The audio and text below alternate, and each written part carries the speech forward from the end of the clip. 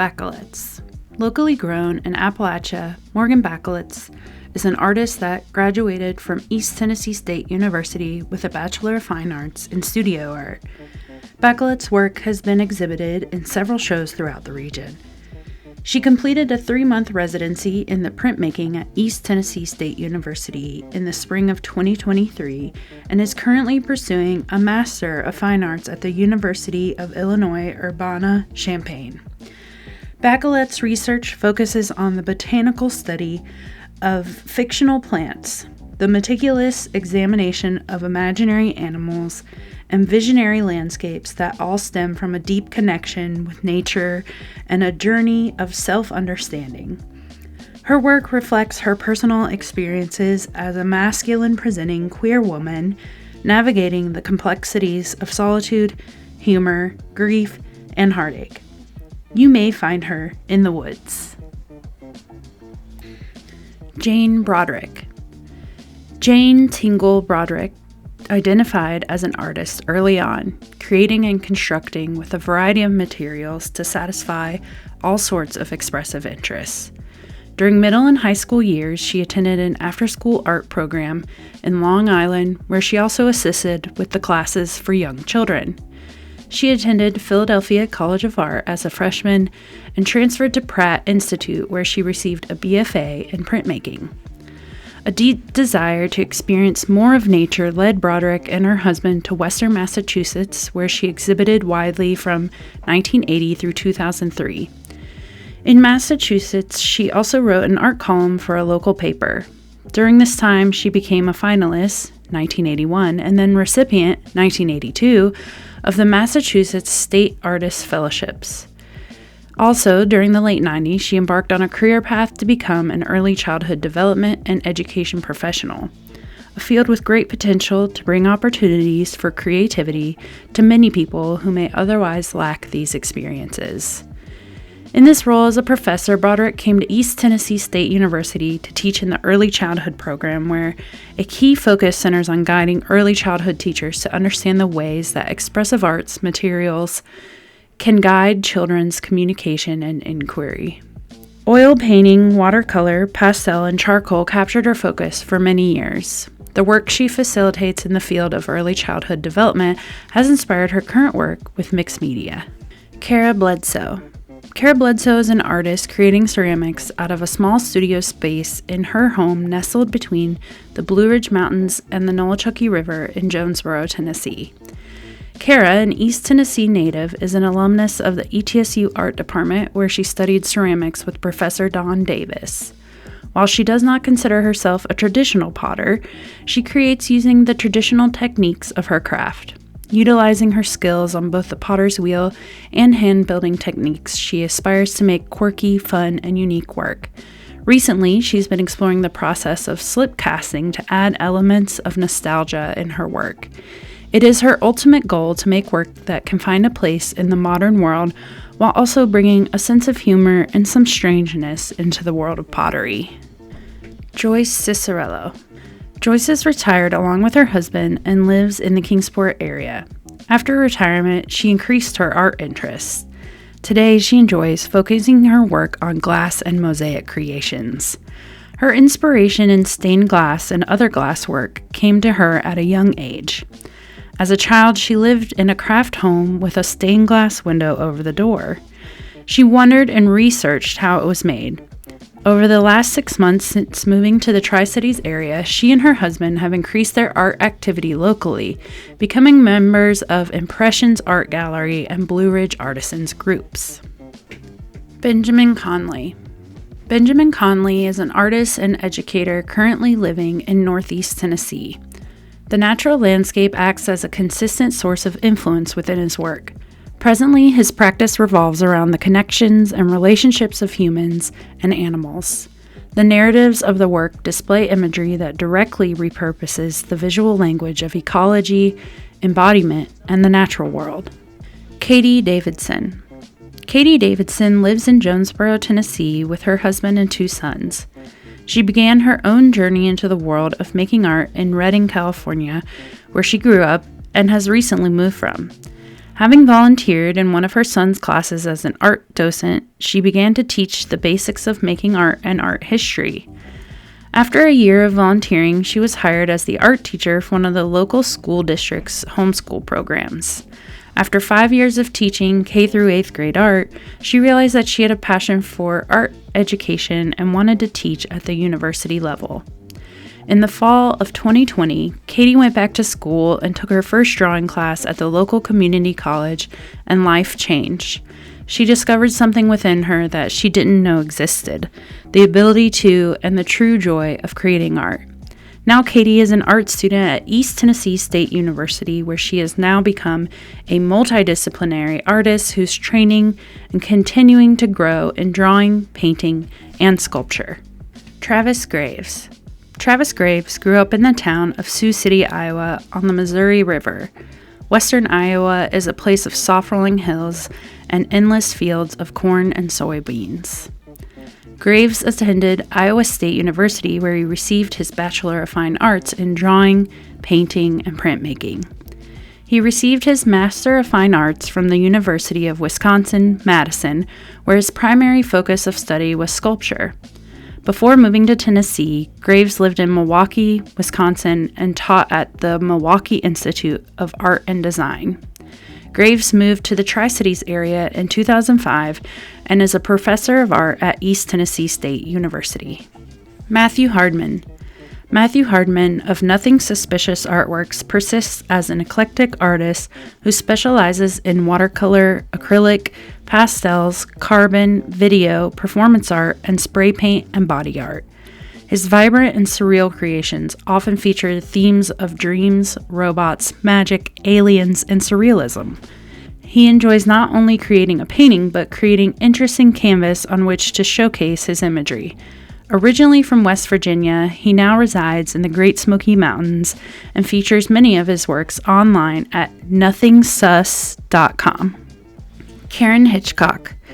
Karen is a glass artist that has studied glass blowing and fusing at Corning Glass Center, Alfred University, and Awatka School of Glass. She worked at Rochester Arc and Flame as a glass fusing instructor and was able to take classes in torch work with the glass. Along with her husband, she has owned Blue River Studio for 7 years. She currently teaches fused glass at the McKinney Center in Jonesborough and in her studio. At present, she has 6 large mosaics hung permanently for public display in a walkway in Elizabethton, and has also just finished 5 more large panels to go on a building at the Veterans Memorial to be hung in May.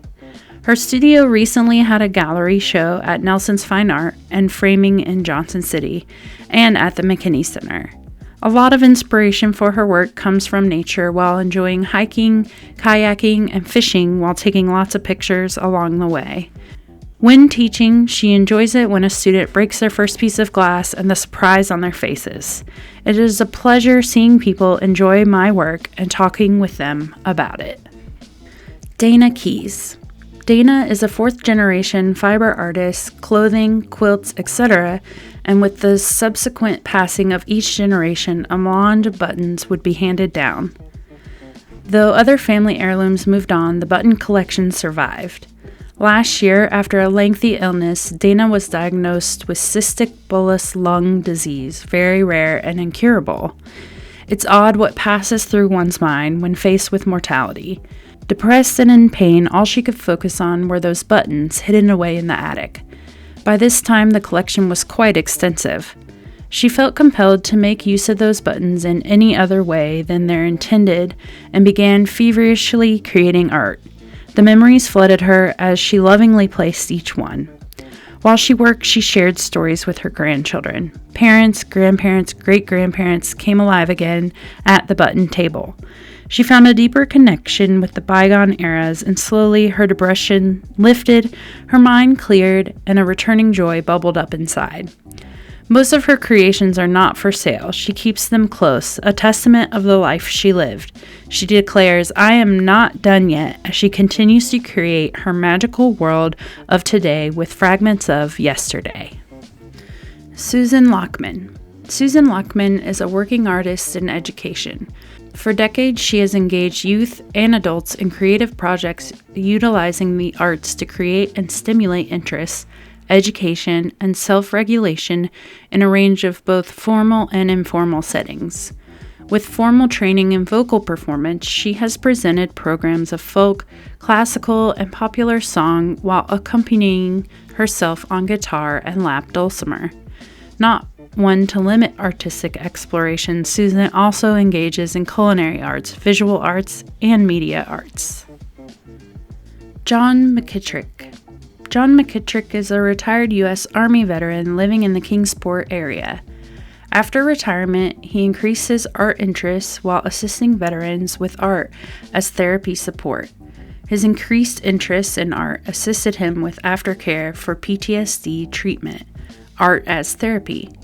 He took part as an active volunteer working with other veterans with their art as therapy pursuits while living in Florida. Today, he enjoys painting with all mediums. John has expanded his painting and mixed medium pursuits to include stained glass, scroll saw, and assemblage/reclamation sculpturing. He enjoys doing individual and joint art projects with his wife.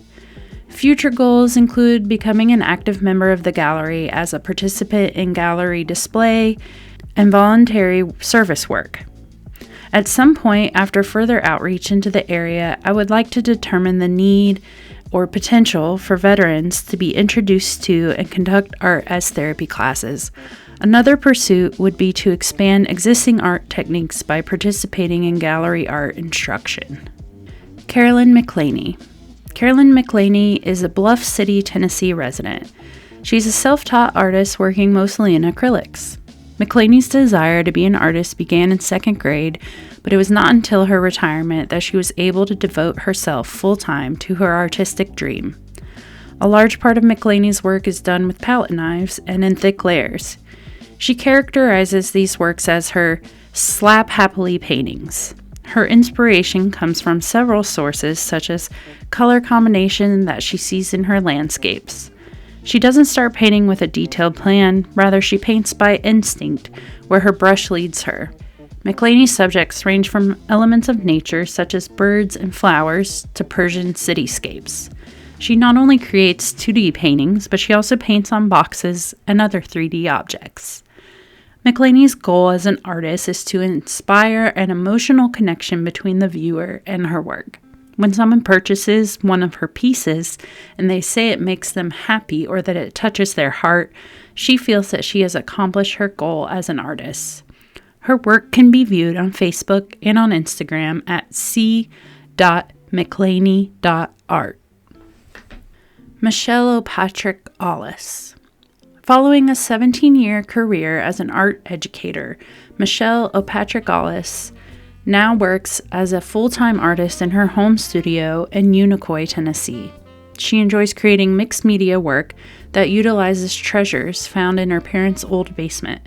Scraps of wood, rusty tools or wire, and well-used paintbrushes once again have a function in the form of new sculptures that hold memories of the past. Meghan Ortiz. Meghan started painting in 2020.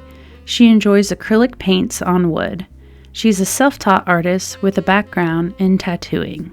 Kristy Ottinger grew up in rural Indiana, the older of two girls born to Herbert and Lucy Moeller, who raised their children to be resourceful and, it turns out, creative.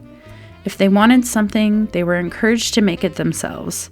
Creating things was a part of life in the Moeller family, where her father was a cabinet maker and her mother was a dressmaker. At the tender age of 9 years old, Ottinger began learning the sewing skills that would stay with her a lifetime and focus on fiber art. A lifelong learner, Ottinger earned degrees in Bible, education, and an MFA in art, which included studies at the Burren College of Art in Ballyvaughan, Ireland. She taught elementary school art until 2016 when she left to pursue art full-time. Ottinger is a folk artist who makes quilted fiber wall hangings. She is an inventive creative whose imagination is inspired by her love of the East Tennessee mountains and by her spiritual conversations. Ottinger's exquisitely detailed narrative quilts show her artful, meticulous sewing skill, as well as demonstrating her talent for incorporating any mixed media that enhance the stories told by her pieces. Jess Parks. Since moving to Jonesborough, Jess Parks has begun to make a name for herself in local and regional art shows. In addition to being a superb potter, she's becoming known for developing her own glazes. These distinctive glazes and her unique forms have a character all of their own. They are recognized immediately as a Jess Parks piece, even though those pieces are always changing as she explores new colors, forms, and surface decorations. She explains that because of her willingness to experiment with forms, styles, and glazes, that no one else has the colors she have because she is the only one who makes them. Stating about her work, "I never get bored, I'm always developing new techniques." Heather Paul. Heather Paul was born Heather Chorney in Lansing, Michigan on May 22, 1976. She lived in several different states before settling in East Tennessee in May of 2015. She started experimenting with epoxy resin art in late 2022 as a hobby, and she incorporated Baba Yaga's hut in late 2023 to use a legal way to share her art with the world. Amanda Renfro. Amanda Renfro is a talented stained glass artist hailing from Appalachia. With more than 6 years of intensive study in the art of stained glass, she has honed her skills and developed a unique artistic style. In 2017, Amanda made the life-changing decision to start anew in Appalachia.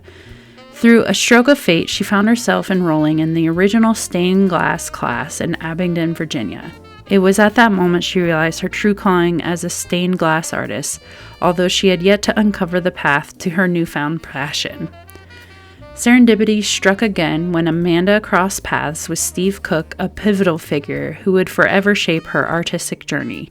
Within 24 hours of their encounter, Amanda embarked on a transformative journey as a stained glass apprentice. Just a month later, she had the opportunity to restore a church in Rogersville, an experience that solidified her dedication to the craft. Since then, Amanda and Steve have collaborated on numerous ambitious projects, constructing grand windows that highlight their exceptional craftsmanship.